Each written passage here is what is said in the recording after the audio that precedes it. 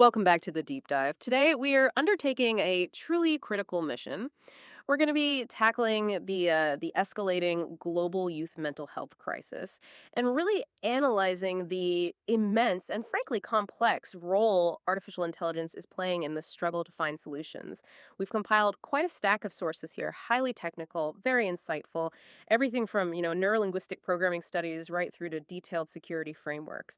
So our mission for you, the listener, is absolutely essential. We're going to extract the core insights, helping you understand not just the what of these digital solutions, but really the how, the actual mechanics of the technology, the significant trade-offs around data privacy, and why ethical implementation isn't just optional. It's the only path forward. Exactly. And this deep dive, it goes far beyond just, recommending a new mindfulness app or something. We are really dissecting the sophisticated architecture that's needed. It has to be trustworthy, personalized, um, proactive mental health care, and it's for millions of young people who currently just lack access to human providers. So this means understanding advanced systems like knowledge graphs, real-time sensor data analysis, and these highly complex deep learning models. Look, the provider gap is massive. The societal cost is just staggering. And the technology that's aiming to fill that space, it absolutely must be engineered for safety and transparency. We're here to connect those critical dots for you. Okay, so let's map out our journey then. We'll start by establishing the sobering scale of the crisis, the sheer necessity for digital intervention. Then we pivot hard into the nuts and bolts, the mechanics of AI detection using pretty much every signal available from subtle shifts in vocal texture, to language patterns. And finally, perhaps most critically, we're dedicating significant time to the essential ethical guardrails, covering everything from compliance with regulations like IPEA to mitigating algorithmic bias. It's a dense dive, so let's get started. Right, we have to start with the data that really established this crisis. And honestly, the trend lines are deeply worrying. We are looking at a sustained rapid increase in youth mental health challenges across major economies. If we zero in on the US parent recorded data, for children aged 6 to 17, the lifetime diagnosis of anxiety or depression, it jumped from 5.4% in 2003 to 8.4% by 2011 2012. And that wasn't just a gradual tick up, that was a severe acceleration in prevalence in less than a decade. It really signals a systemic failure to meet these growing needs. hmm And this increase, it isn't limited to just generalized anxiety and depression either. We see specific disorders also presenting significant challenges, often with troubling diagnosis disparities. Globally, attention deficit hyperactivity disorder, ADHD, affects roughly 2.9% of 10 to 14-year-olds. But the critical nuance here, which our sources really emphasize, is this issue of underdiagnosis, particularly for girls compared to boys. Girls are often missed because their symptoms they frequently present as inattentiveness or kind of internalizing behaviors, right? Mm. Rather than the more hyperactive externalizing behaviors that are more common in boys. And this failure to refer girls for necessary treatment, it has serious long-term consequences. Yeah, I see. And we also see the vulnerability of this age group when looking at issues like eating disorders. Exactly. Eating disorders affect about 0.1% of that same 10 to 14-year-old group. Now, that percentage might sound small, but the severity of these conditions means that early diagnosis is absolutely crucial. Missing an early intervention opportunity can lead to severe physical complications, profound psychological distress, long recovery periods.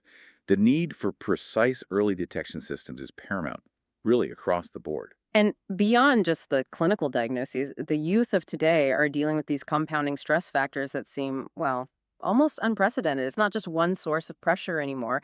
It feels like multiple layers pressing down all at once. It really does. When we break down those compounding pressures, three major themes emerge from the sources we looked at. First, there are the well documented societal and academic pressures. High expectations from families, school systems, society at large. Research from Dang and colleagues detail this it creates this massive stress overload. Teenagers feel they have to achieve perfection across every single metric. And those sort of local, immediate pressures are now being amplified by global instability, aren't they? Right, that's the second bucket global crises. Yeah. The COVID 19 pandemic, for instance, it didn't just cause a temporary blip. UNICEF noted it severely exacerbated existing isolation, anxiety, depression, mainly due to prolonged lockdowns, which disrupted social development at such a critical age. Young people suddenly had their main support structures, schools, friends, sports, just removed overnight. And then there's this other factor, the existential one, which is environmental. I found the analysis of climate change impacts on mental health particularly insightful in the sources. It truly is. You can think of it as a kind of three pronged environmental attack on well being. First, the direct impact, experiencing disasters like floods, wildfires, extreme heat events that causes acute trauma and loss. Second, there's the indirect impact, dealing with the fallout of displacement, forced migration driven by environmental changes that leads to instability, loss of community. And third, the intersectional impact. This is where climate change stresses amplify existing social exclusion and discrimination. It hits vulnerable communities hardest, and it really shakes a young person's fundamental sense of having a predictable, safe future. The moment you start considering the scale of this crisis from, underdiagnosis to these compounded global stresses, you realize the economic cost is just terrifying. One of the sources projected the total global cost of mental health issues, covering both direct treatment and indirect costs like lost productivity.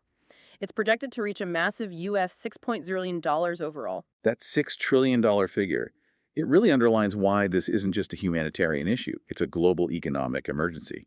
And the financial and emotional burden on individual families is, well, it's devastating.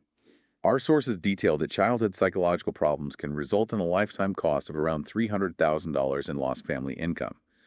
And this isn't just money spent on therapy sessions.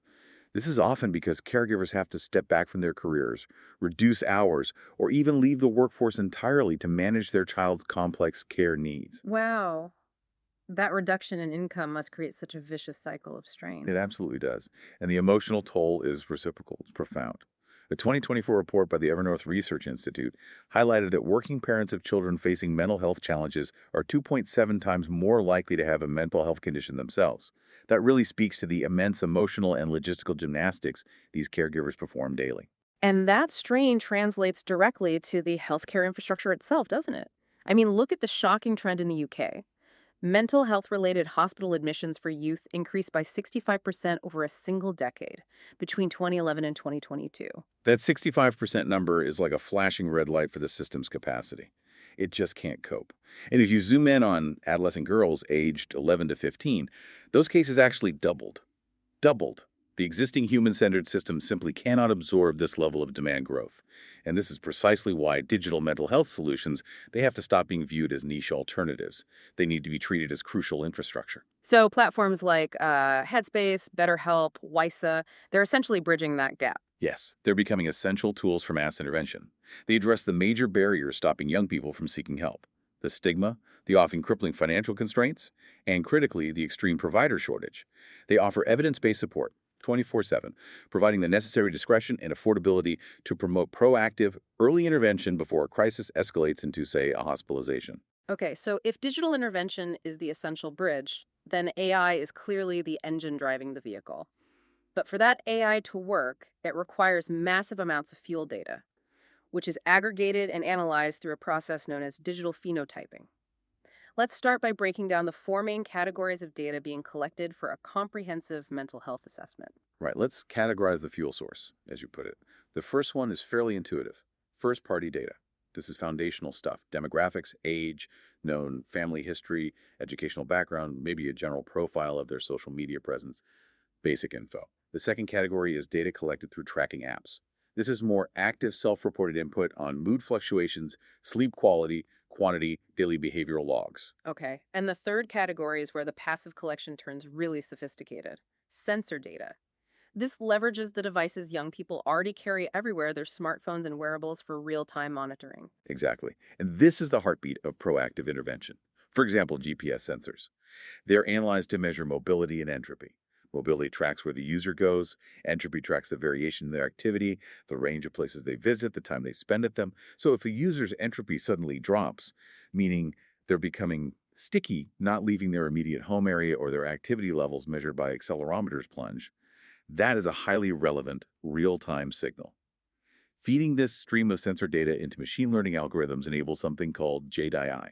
That's just in time adaptive intervention. JTI, that sounds like the system is almost anticipating a problem rather than just reacting to a crisis after it happens. That's the core concept. Precisely. JITI uses that real time sensor data to predict the precise moment support is needed. It's an algorithm looking at the user's changing context, internal state, external environment, and deciding the optimal moment to deliver a micro intervention, like maybe a reminder to take a walk or a short cognitive behavioral therapy exercise right when they are most receptive or most in need. Makes sense. And then we inevitably arrive at the fourth category: social media data. Our sources confirm its utility in understanding broad behavioral psychology, looking at platforms like, say, Twitter to extract linguistic features, things like engrams, emotional cues, and critically, the frequency of personal pronouns. hmm While it's a huge source of potential behavioral insight, we absolutely must include a massive asterisk here. Social media data taken alone is unreliable. It's often highly edited, context dependent, very prone to misinterpretation. It desperately requires external validation, usually through clinical reports or patient assessments, to ensure accurate labeling and trustworthiness before it can be used to make any kind of diagnosis or risk classification. You can't just take it at face value. Right. So, moving beyond just grabbing all this raw data, we need to understand how deep learning models actually process this information for detection. Let's start with language and natural language processing, NLP. Okay. NLP excels at spotting subtle language patterns that might be invisible to a casual observer, even a clinician sometimes. The models look for specific linguistic features highly correlated with mental distress.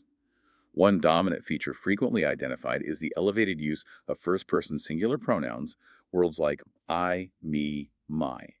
A high frequency of these pronouns suggests a kind of severe focus on the self, often reflecting intense self rumination, anxiety, or depressive mood. The models detect this self focused language as a primary indicator of internal distress. And this analysis allows the AI to move beyond a simple yes no detection to actually classifying severity. Precisely. NLP models can classify depression intensity into categories think minimal, mild, moderate, or severe. This is based on the specific linguistic cues detected in the text. For example, severe language might involve clear narratives of hopelessness, deep frustration, or even descriptions of specific plans or means, like the example cited in the sources, I have pills ready, or detailed mentions of writing a suicide note. The granularity of the language provides the AI with a severity score. What's fascinating here is how the detection moves from written text to things we don't normally associate with diagnosis, like the actual sound of a person's voice. Tell us how deep learning models handle speech and audio. Yeah, this is really interesting stuff. It relies on models, typically convolutional neural networks or CNNs, to analyze the acoustic characteristics of the voice signal itself. So, completely independent of the actual words being said, the AI is listening for the subtle texture or quality of the sound. We measure two key types of features here. Okay, give us an analogy for the first feature, MFCCs. That sounds pretty technical. Right, MFCCs or mel frequency septal coefficients. Think of the human vocal tract like a complex musical instrument. When you are under stress, anxious, or depressed, the muscles in your throat and mouth change tension, slightly altering the sound produced. It's often imperceptible to the human ear. MFCCs are sophisticated short term power spectral features that are exceptionally good at capturing these subtle changes in the vocal tract. The AI is essentially listening to the acoustic fingerprint of stress or depression in the voice. Okay, I get it, like a sonic signature. And the second set of features. Those are compare features. These are designed more to recognize higher level social signals, things like laughter, detecting sadness in the tone, or even the use of filler words, the ums and ahs. By analyzing these features, the AI can detect abrupt changes in emotional state or perhaps points of conflict during a conversation. It adds crucial context to the raw linguistic data. Right. And the next modality involves video and visual cues, which feels like another major technological leap. How do algorithms analyze nonverbal behavior? This area uses video object detection algorithms, often based on networks called long short term memory networks, or LSTMs. These LSTMs typically rely on established psychological frameworks, primarily the FACS, the Facial Action Coding Framework. FACS is basically a standardized dictionary of every possible muscle movement in the human face. It allows the AI to taxonomize and analyze specific nonverbal behaviors, things like expressions of anger, contempt, disgust, and correlate them with overall body motion to help predict depression severity. But I imagine reliable visual tracking must be incredibly difficult for AI, especially given how fast human emotions can flicker and change. It is. The technical challenge is absolutely reliable labeling. Human emotions often overlap, they're transient, highly nuanced. Achieving consistent frame by frame emotion recognition across, say, overlapping video segments is computationally very demanding. Uh-huh. And it requires massive, high quality labeled data sets, which are hard to come by. It's challenging because even a slight shift in head tilt or gaze can completely change the interpretation of a facial expression, making consistent data labeling the biggest bottleneck in this area, really. Okay, so we've established that AI is collecting data from everywhere: text, speech, movement, video. It's a flood of information. How do clinicians or even the AI systems themselves make sense of this massive, diverse, and often chaotic stream of information? Right, that is the structure challenge. How do you turn all that chaos into usable clinical insight? This is where we rely on the power of knowledge graphs, or KGs. We hear a lot about black box LLMs these days. How is a knowledge graph different, and why is that difference so critical in a clinical setting? Okay, so a KG is essentially a semantic network. Think Yeah. of it as a transparent, interconnected map. It links different entities, diseases, drugs, symptoms, side effects, therapies using defined, visible relationships. Like drug A treats disease B, or symptom C is associated with disease D. The core benefit here is the transparency, which is far superior to many black box large language models. Unlike an LLM that might, hallucinate a solution or offer an untraceable recommendation, a KG shows you the direct evidence-based path between a query and an answer. You can follow the logic. Can you walk us through a specific clinical use case, something that demonstrates that traceability of the KG? Certainly. Imagine a doctor is treating an adolescent with depression. The patient is currently taking paroxetine, but is suffering from significant weight gain, a known side effect that's distressing them. The doctor can query the KG, antidepressants that cause weight loss, for a patient currently on paroxetine. The graph uses its defined links. Paroxetine causes weight gain, bupropion causes weight loss to retrieve relevant results. It might suggest bupropion, which is often associated with weight loss, or maybe fluoxetine, which sometimes causes modest weight loss. Critically, the KG doesn't just spit out the answer. It provides the specific evidence path linking the drug, the known side effect profile, and the potential alternative. This instant evidence based retrieval is absolutely key for building trust. So it moves beyond just a single drug query to potentially generating a more holistic profile of the young person. That's the goal, Yeah. a patient 360 view. KGs are uniquely suited to aggregate those highly diverse data points we discussed earlier. Things like social media sentiment scores, gaming patterns, sleep data from wearables, therapy attendance records, clinical history, all into a singular personalized view. This holistic aggregation then enables clinicians, or even AI driven systems, to make hyper personalized treatment recommendations that consider the youth's entire ecosystem, not just isolated symptoms reported in a clinic visit. All right, so once all this complex data has been aggregated by something like a knowledge graph and processed by these detection models we've discussed, the next crucial step is moving from just detection to actionable insight. We need a robust AI risk assessment framework. What are the key architectural principles guiding how this framework should be built? Okay, the first principle is that it absolutely must be proactive, constantly monitoring key metrics related to self harm and suicide propensity. It can't be passive. The second principle is that it must be comprehensive. It needs to draw on the bioecological model, considering multiple layers of risk. So we don't just look at the individual in isolation, we assess microsystem risks. These are the immediate close range factors, things like parental conflict at home, or maybe a lack of positive parenting behaviors observed or reported. And that has to be balanced with the broader context, right? The exosystem, as the sources called it. Yes, exactly. The exosystem risks. These include things like the cultural orientation of the parents, the extended family context, socioeconomic factors, the community environment they live in. By inferring risk severity based on the combination of both these micro and exosystem factors, the model can generate a much more nuanced, context aware picture of an adolescent's vulnerability. So, how does the AI actually synthesize all these diverse weighted factors, clinical scores, family environment data, real time sensor data, into a single robust risk score that someone can act on? This is typically achieved through something called ensemble modeling. Instead of relying on just one single model or data source, we combine the outputs of several. For instance, you might assign a high weighting, let's call it WL1, to the model predicting depression intensity based on clinically validated assessment scores, like the PHQ-9 questionnaire that has the highest proven validity, so it gets a strong weight. You then assign a slightly lower weighting, say $2W2, to the model predicting risk based on the recency or frequency of journaling data captured by a mental health app. But wait, how do you prevent that established, maybe slower moving clinical data, $1, from completely overshadowing the real time behavioral cues, $2? Because those might actually be catching an acute crisis much faster. Ah, that's the art and science of ensemble tuning. It's a great question. The weights aren't static, they're adjusted based on the specific goal of the system. For tracking chronic diagnosis progression, maybe W1 remains dominant. But for a crisis intervention system, you might actually increase the sensitivity or the weight of W2 for rapid change detection. So, if the journaling data suddenly stops altogether or becomes highly aggressive or hopeless in tone, that real time behavioral cue, $20 too, triggers a higher overall score, forcing a notification or alert, even if the user's last clinical assessment, $1, was relatively stable. The system needs that flexibility to prioritize immediacy when necessary. Got it. Now, one behavior that seems to require particularly fine grained risk differentiation is gaming, just given its ubiquity in youth culture today. Absolutely. The framework needs to understand the individual's profile and gaming habits. The characteristics of the gaming participant heavily influence whether it's a positive outlet or a negative factor. For example, the sources highlight that high school students who have, say, 3 to 5 years of gaming experience and spend more than 3 hours daily on mobile games often exhibit signs of severe addiction. This can lead to increased mental stress, anxiety, and depression. However, the data also shows that gaming, when used moderately, maybe less than an hour between study sessions, can actually function as a powerful stress reliever and a source of positive social connection.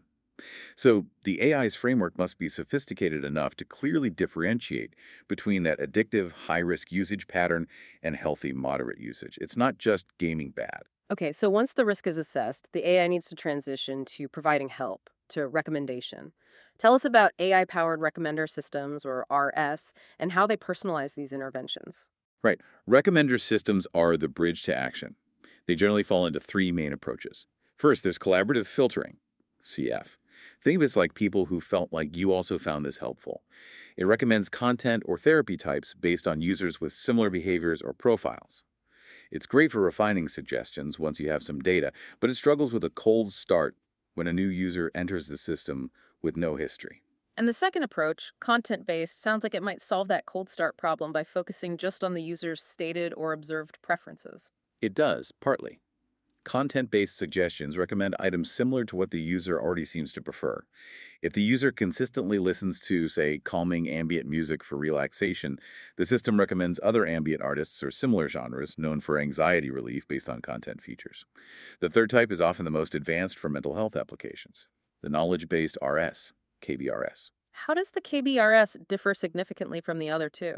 Well, KBRS integrates the heavy lifting of deep learning models like CNNs or by LSTMs to actively scan complex data sources, perhaps social media posts if permission is granted.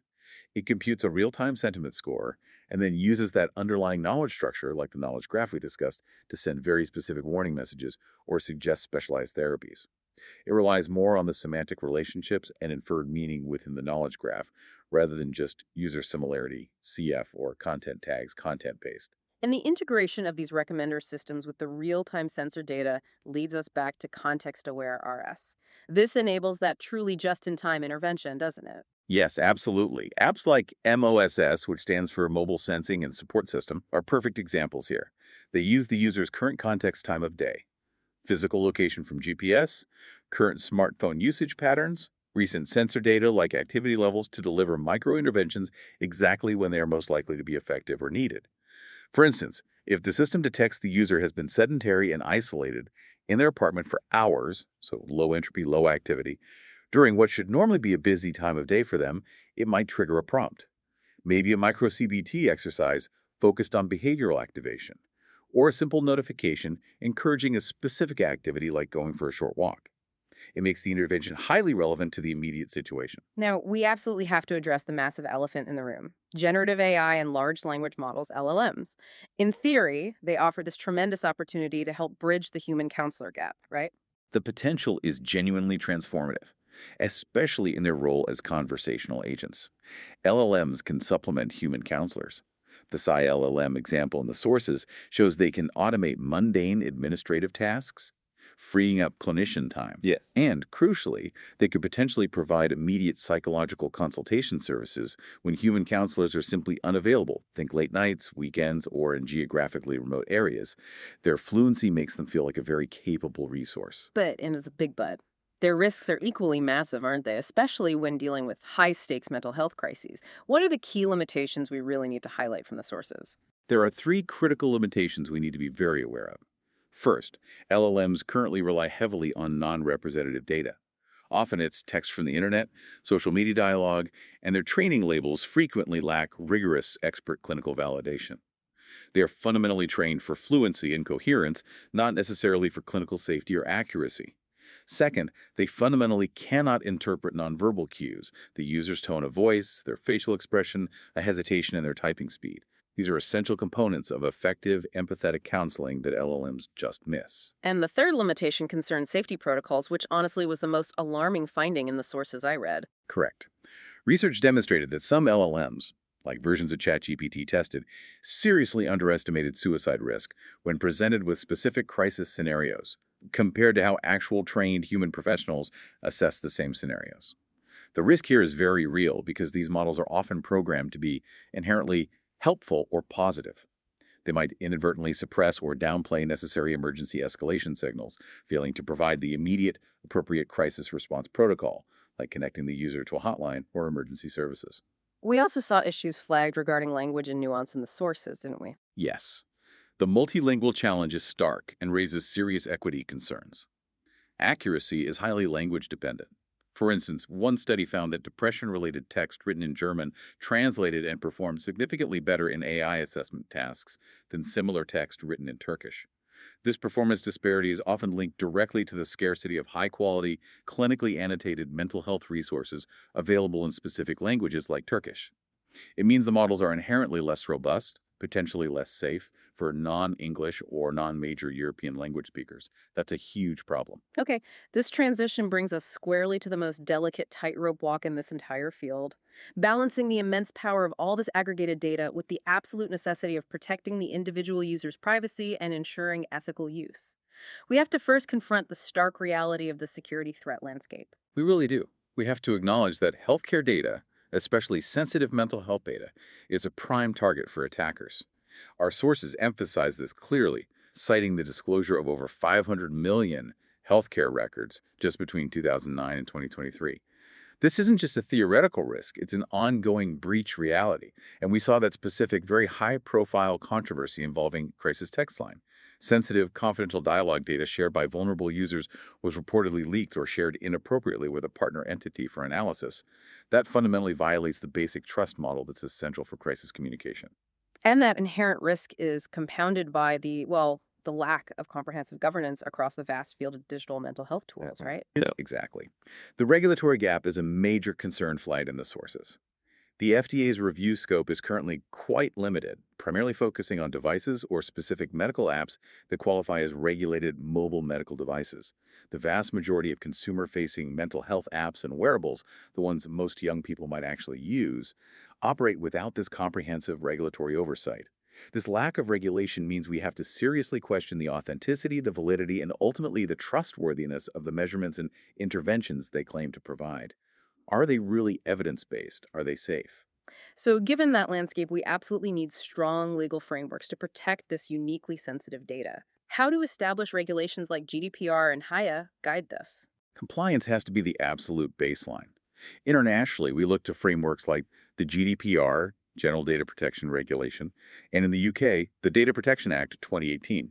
These enforce principles of lawful, purpose limited, and transparent processing of all personal data. Users need to know what's happening. In the United States, the HIPAA privacy rule is foundational for healthcare data. HiPi actually provides crucial flexibility, allowing providers to share general mental health information with family or friends involved in a patient's care, which can be vital during emergencies. However, and this is critical for the most sensitive information, specifically detailed psychotherapy notes, IPIA demands explicit written patient authorization before any disclosure. There's a higher bar there. Okay, so when developers are actually building these AI systems, how do they practically build attack resistant architectures? Architectures capable of handling high PIA level sensitive data securely. Security has to be multi layered. It starts with fundamental methods like end to end encryption, using strong algorithms like AES 256 or protocols like the Noise Protocol framework ensures that data is secured the instant it leaves the user's device until it reaches the intended secure server. This protects telemedicine video sessions, chat logs, data transfers. But beyond encryption, the core architectural mindset really must be a zero trust policy, particularly when using cloud environments like AWS or Azure or Google Cloud. Explain that a bit more. What does zero trust mean in practice? Zero trust essentially means you discard the old idea of a trusted internal network versus an untrusted external network. Instead, you assume no user, system, or network component, whether it's internal or external, is inherently trustworthy by default. Every single access request must be continually verified, authenticated, and authorized based on least privilege principles, regardless of where the request originates. This vastly limits the potential damage if one account or system gets compromised. The ping can easily propagate across the network. Verify everything, always. And this brings us to one of the most exciting privacy innovations in AI that came up in the sources: federated learning. This seems like it could be the dream solution for improving AI models without compromising patient confidentiality by centralizing all the data. Federated learning, FLL, is genuinely a potential game changer here because it tackles that centralized data risk head on. Think of it this way: instead of collecting all the sensitive ingredients, the raw patient data from different institutions like hospitals or clinics, into one central kitchen, a central server, which creates a massive honeypot. Instead, we send the recipe, the AI model parameters out to each local kitchen, the hospital's secure database. The model learns locally from the data held within that institution and then only sends back the improvements or the learned updates, anonymized aggregated gradients to the global model. So the actual sensitive patient data never leaves the hospital or the originating institution's firewall. Exactly. It stays secured behind the institutional firewall where it belongs. And our sources suggest that FL can significantly improve model accuracy, potentially up to 9% higher than if the models were only trained on isolated local data sets. Because the global model benefits from the collective insights learned across many diverse data sets without ever requiring the exchange or centralization of the raw, private patient information. It's privacy preserving by design. Okay, privacy is one critical side of the coin. The other is bias, fairness, and the broader ethics of trustworthy AI. Algorithmic bias, often driven by incomplete or skewed training data, seems like a constant threat in this domain. It absolutely is. It's the ethical shadow we must constantly monitor and actively manage. If AI models are trained predominantly on non diverse data, say data mostly sourced from affluent English speaking young males in urban areas, the resulting algorithmic bias will invariably increase healthcare disparities. It could lead to misclassifying risk levels for minority or underserved groups, or recommending interventions that are culturally inappropriate or simply ineffective for them. We need proactive debiasing measures.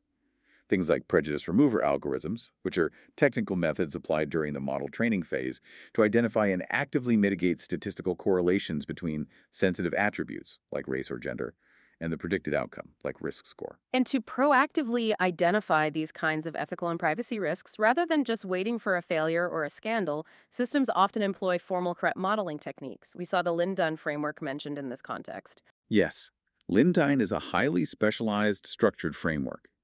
It's used by developers and security teams to conduct a systematic privacy threat analysis of digital systems, especially during the design phase. It basically acts as a comprehensive safety checklist to ensure potential privacy violations are considered from multiple angles. In the context of mental health apps, we need to pay close attention to specific threat types identified by Lendon that are particularly relevant. Let's break down the practical implication of a few of those threats for the end user. Starting with linkability, what does that mean? Linkability is a really insidious threat. It means that even if user activity data is shared anonymously with third parties, maybe marketing or advertising services integrated into the app, those third parties might receive enough different pieces of that anonymous data over time, enough that they can eventually link those disparate activities back together and potentially re identify a specific user profile.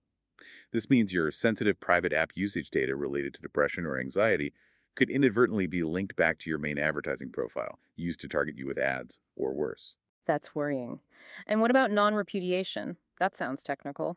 Non repudiation basically means a situation where an attacker, or maybe even law enforcement, can definitively prove that a specific user accessed specific, sensitive mental health content or services. This usually happens if the system used insecure or unencrypted communication protocols, leaving a clear, undeniable digital trail. The user cannot plausibly deny the activity, potentially exposing their private mental health struggles publicly or to a malicious actor who could use it against them. And the third threat you flagged speaks directly to the experience of a potentially vulnerable user: unawareness. Yes, unawareness or noncompliance is perhaps the most insidious in this context because it preys on user vulnerability. It means the system lacks clear, easily readable, and genuinely comprehensible privacy policies and consent forms.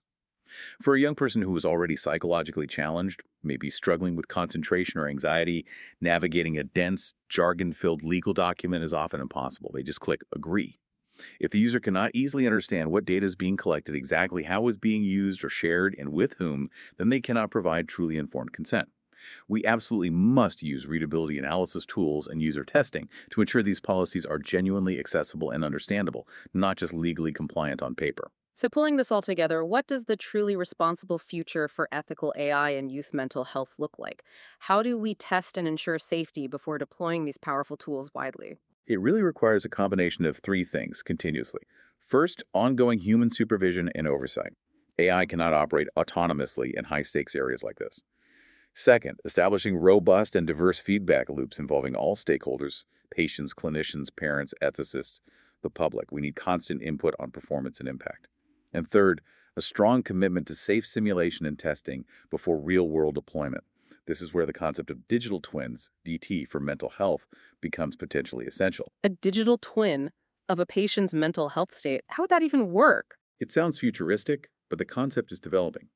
A DT would be a dynamic, comprehensive virtual replica of a user's condition, built continuously from all their aggregated data streams, sensor data, app usage, clinical reports, etc.